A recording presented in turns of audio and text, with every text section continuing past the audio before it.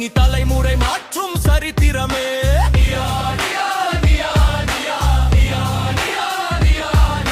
தளபதி என்றொரு காலம் இருந்தது, பலைவன் என்று மாறும் நேரம் பிறந்தது. கோட்டையை நோக்கி பாயுது புலி, வாழ்த்தி பாடுது மக்கள் ஒலி. வாழ வைக்கும் தமிழகமே நம் விஜய் அண்ணா கைபிடிக்குமே. வெள்ளாடை கட்டி வந்த தூய்மை நீ, வெற்றி வாகை சுட வந்த நேர்மை நீ.